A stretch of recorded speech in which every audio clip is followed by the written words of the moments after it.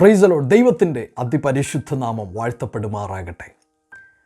ചില ദുഷ്പേരുകൾ കാരണം, ചില അപവാദങ്ങൾ കാരണം, ആരോ ചാർത്തിത്തന്ന ചില തെറ്റായ അപവാദങ്ങൾ കാരണം തല ഉയർത്തി നടക്കുവാനായിട്ട് കഴിയാതെ തല കുനിയപ്പെട്ടവനായി, അപഹാസ്യനായി, അപമാനിതനായി, പരിഹാസപാത്രമായി എവിടെയോ ഒതുങ്ങിക്കൂടിയ സാഹചര്യത്തിൽ കൂടെ ഉണ്ടാകുമെന്നും കൂടെ ചേർത്ത് നിർത്തുമെന്നും ചേർത്തണയ്ക്കുമെന്നും ഒക്കെ കരുതുന്നവർ പോലും നിന്ദിക്കത്തക്ക അളവിൽ ഏറ്റവും ഒറ്റപ്പെട്ട അവസ്ഥയിൽ ഏറ്റവും വ്യസനത്തോടുകൂടെ താങ്കളായിരിക്കുകയാണെങ്കിൽ ഇന്ന് പകലിൽ എൻ്റെ ഈ ശബ്ദം കേട്ടാട്ടെ.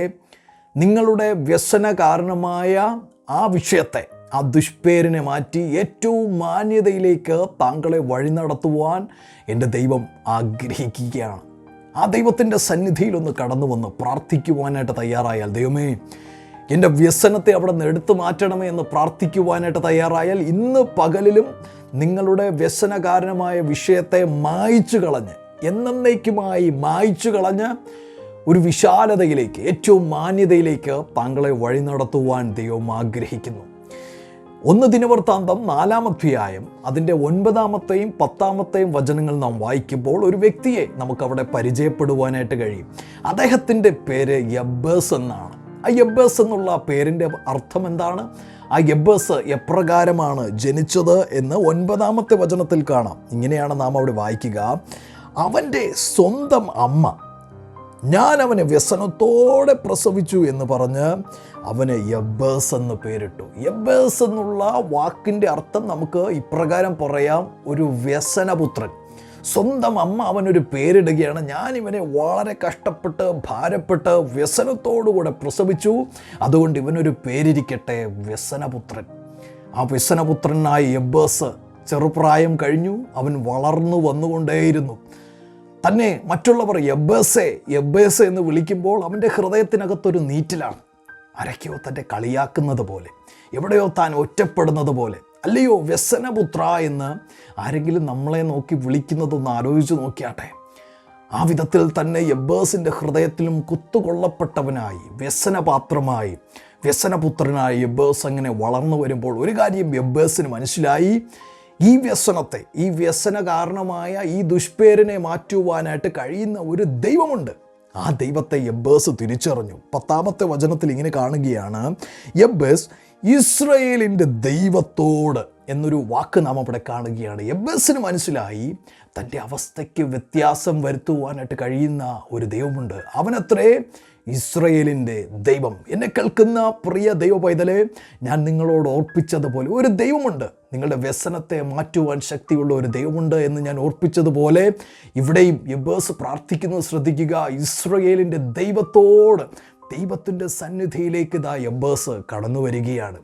4 കാര്യങ്ങളാണ് യബ്ബേസ് ദൈവസന്നിധിയിൽ പ്രാർത്ഥിക്കുന്നത്. അതിൽ 1-ാമത്തെ കാര്യം ഇതാണ്: നീ എന്നെ നിശ്ചയമായി അനുഗ്രഹിക്കണം. നമുക്ക് അനുഗ്രഹം വരുന്നത് ഈ ഭൂമിയിലെ യാതൊരു സാഹചര്യങ്ങളിൽ നിന്നുമല്ല. നമുക്ക് അനുഗ്രഹം ലഭ്യമാകുന്നത് നാം കരുതുന്ന സ്ഥാനങ്ങളിൽ നിന്ന് ഒരിക്കലും അല്ല. പിന്നെയോ നമ്മെ അനുഗ്രഹിക്കുവാനായിട്ട് ശക്തിയുള്ള ഒരേ ഒരു ദൈവം, അത് ഇസ്രായേലിൻ്റെ ദൈവമാണ്. അതുകൊണ്ടാണ് യബ്ബേസ് ദൈവത്തോട് പ്രാർത്ഥിക്കുന്നത്: ദൈവമേ നീ എന്നെ നിശ്ചയമായി അനുഗ്രഹിക്കണം. 2-ാമതുള്ള തൻ്റെ പ്രാർത്ഥന ഇതാണ്: എൻ്റെ അതിർ വിസ്താരമാക്കണം. ദൈവമേ എൻ്റെ അതിരിന് നീ വിസ്താരമാക്കണമേ എന്ന് യബ്ബേസ് പ്രാർത്ഥിക്കുമ്പോൾ തൻ്റെ ഹൃദയത്തിനകത്ത് തനിക്കൊരു ബോധ്യമുണ്ട്. ആരൊക്കെയോ ചില അതിരുകൾ വരച്ച് തന്നെ അതിനകത്ത് നിർത്തിയിരിക്കുകയാണ്. സ്വന്തം അമ്മ പോലും തനിക്കൊരു അതിർ വരച്ചിട്ടുണ്ട്. സ്വന്തം ബന്ധുക്കൾ തന്നെ അവനൊരു അതിർ വരച്ചിട്ടുണ്ട്. ഒരു പേരൊക്കെ ഇട്ടുകൊടുത്ത് നീ ഒരു വ്യസനപുത്രനാണ് എന്നൊക്കെ പറഞ്ഞ് പരിഹസിച്ച് അവരെ ഒറ്റപ്പെടുത്തി ഒരു അതിര് പലരും ഇട്ടു വച്ചിട്ടുണ്ട്. ആ അതിര് പുറത്തു വരുവാനായിട്ട് കഴിയാതെ ഭാരപ്പെട്ട യബ്ബേസ് ദൈവസന്നിധിയിൽ പ്രാർത്ഥിക്കുകയാണ്: ദൈവമേ എൻ്റെ അതിരിനെ നീ ഒന്ന് വിശാലമാക്കണമേ. ഇന്ന് പകലിലും അതൊന്ന് പ്രാർത്ഥിക്കുവാനായിട്ട് തയ്യാറാണോ? ദൈവമേ ആരൊക്കെയോ ഇട്ടു വച്ചിരിക്കുന്ന അതിരുകളെ ഭേദിച്ച് എന്നെ വിശാലതയിലേക്ക് വഴി നടത്തുന്ന ദൈവമേ, അവിടെ നിൻ്റെ അതിരിനെ വിശാലമാക്കണമെന്ന് യബ്ബേസ് പ്രാർത്ഥിച്ചതുപോലെ നമുക്ക് പ്രാർത്ഥിക്കാം. 3-ാമതായി താൻ പറയുകയാണ്: നിൻ്റെ കൈ എന്നോടുകൂടെ ഇരിക്കണം.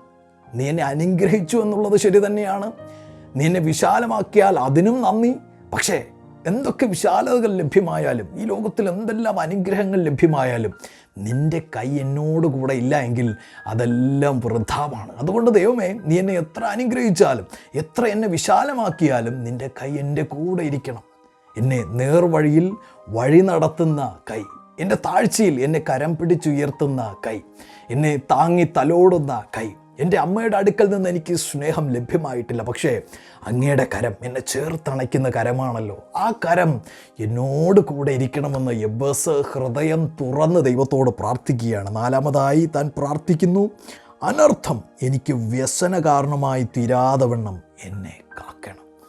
അനർത്ഥങ്ങൾ വന്നേക്കാം ദൈവപൈതലെ, നമ്മുടെ ജീവിതത്തിൽ തിരമാല പോലുള്ള പ്രശ്നങ്ങൾ ഒരുപക്ഷെ കടന്നു വന്നേക്കാം. പക്ഷേ അത് നമ്മുടെ മൈൻഡിനെ വ്യസനിപ്പിക്കാതെ, നമ്മുടെ ഹൃദയത്തിൽ അത് കൊള്ളാതെ, നമ്മുടെ ഹൃദയത്തിനകത്ത് കയറി പിടിക്കാതെ, ഒരു ചുമരിലെറിയുന്ന പന്ത് തിരിച്ച് ബൗൺസ് ചെയ്ത് വരുന്നത് പോലെ നമ്മുടെ ദേഹത്ത് തട്ടുന്ന എന്തനർത്ഥമാണെങ്കിലും അത് അതുപോലെ തിരിച്ചു പോകത്തക്ക വിധത്തിൽ അനർത്ഥം എൻ്റെ ഹൃദയത്തെ തൊടാതെ, അത് പിന്നെയും എന്നെ വ്യസനിപ്പിക്കാതെ, പിന്നെയും എൻ്റെ ഹൃദയത്തെ കുത്താതെ അവിടെ നിന്ന് കാക്കുകയും ചെയ്തു എങ്കിൽ കൊള്ളായിരുന്നു എന്ന് യബ്ബേസ് പ്രാർത്ഥിച്ചു. 4 കാര്യങ്ങൾ. ദൈവമേ, നീ എന്നെ നിശ്ചയമായി അനുഗ്രഹിക്കണം, എൻ്റെ അതിരിനെ നീ വിശാലമാക്കണം, നിൻ്റെ കൈ എന്നോടുകൂടെ ഇരിക്കണം, അനർത്ഥം എനിക്ക് വ്യസന കാരണമായി തീരരുത്. ഈ പ്രാർത്ഥന ദൈവം കേട്ടുവോ? തൊട്ടടുത്ത ഭാഗത്തിൽ ഇങ്ങനെ നാം കാണുകയാണ്, അവൻ അപേക്ഷിച്ചതിനെ ദൈവം അവന് നൽകി. യബ്ബേസ് പ്രാർത്ഥിച്ചു, ദൈവം അവനെ അനുഗ്രഹിച്ചു, അവൻ്റെ അതിരിനെ വിശാലമാക്കി, ദൈവത്തിൻ്റെ കരം അവനോടുകൂടെ ഇരുന്നു, അനർത്ഥം അവന് വ്യസന കാരണമായി മാറ്റപ്പെട്ടില്ല. എന്ന് പറഞ്ഞാൽ പിന്നത്തേതിൽ വ്യസനപുത്രനായ യബ്ബേസിന് വിഷമിക്കേണ്ടി വന്നില്ല, വ്യസനപ്പെടേണ്ടതായിട്ട് വന്നില്ല. ഈ ഭാഗത്തിൻ്റെ 9-ാമത്തെ വചനത്തിൻ്റെ ആദ്യത്തെ ഭാഗം ശ്രദ്ധിക്കുക. യബ്ബേസ് തൻ്റെ സഹോദരന്മാരെക്കാൾ ഏറ്റവും മാന്യനായിരുന്നു. ഒരു ചീത്തപ്പേരുണ്ടായിരുന്ന മനുഷ്യൻ, ഒരു ദുഷ്പേരുണ്ടായിരുന്ന മനുഷ്യൻ, ആ ദുഷ്പേരിനെ ദൈവം കട്ട് ചെയ്ത് മാറ്റി, അവനെ അനുഗ്രഹിച്ച്, അവൻ്റെ അതിരിനെ വിശാലമാക്കി, ദൈവകരം അവനോടുകൂടെ ഇരുന്ന് അനർത്ഥങ്ങൾ വ്യസന കാരണമായി വരാതെ അവനെ കാത്തതുകൊണ്ട് അവനെ ഏറ്റവും മാന്യനായി തീർന്നു. ഇന്ന് പകലിലും ഈ ദൈവത്തിൻ്റെ സന്നിധിയിൽ പ്രാർത്ഥിക്കുക. നിങ്ങളുടെ വ്യസന കാരണമായ വിഷയത്തെ ദൈവം എടുത്തു മാറ്റുവാനായിട്ട് ആഗ്രഹിക്കുകയാണ്. നമ്മുടെ കർത്താവായ യേശുക്രിസ്തുവിനെ ഒന്ന് നോക്കിയാട്ടെ. കാൽവരി ക്രൂശിൽ 3 ആണിമേൽ തൂങ്ങിക്കിടക്കുമ്പോൾ പലരും അവനെ നോക്കി പരിഹസിച്ചു, പലരും അവനെ നിന്ദിച്ചു. അവൻ നിന്ന ചുമന്നുകൊണ്ട്, എന്തിനു വേണ്ടിയിട്ടാണ് യേശു നിന്ന ചുമന്നത്? നമ്മുടെ നിന്ദകളുടെ ഭാരങ്ങൾ യേശുവിന് മനസ്സിലാകുവാൻ. ആ യേശുവിന് നന്നായിട്ടറിയാം ഒരു മനുഷ്യൻ നിന്ദിക്കപ്പെട്ടാൽ അത് എത്രത്തോളം വേദനയാണെന്ന്. നമ്മുടെ ദേഹത്തിൽ മുറിവേൽക്കുന്നതിനേക്കാളും ഭാരമല്ലേ നമ്മുടെ ഹൃദയം വ്യസനിക്കുന്നത്? ആ വ്യസനത്തെ നന്നായി അനുഭവിച്ച യേശു കർത്താവ് ഇന്ന് പകലിൽ നിങ്ങളെ നോക്കി പറയുകയാണ്, നിങ്ങളെ ഏറ്റവും മാന്യതയുള്ളവനാക്കി മാറ്റുവാൻ ഞാൻ ആഗ്രഹിക്കുന്നു. നിങ്ങൾ എൻ്റെ അടുക്കലേക്ക് കടന്നു വരിക.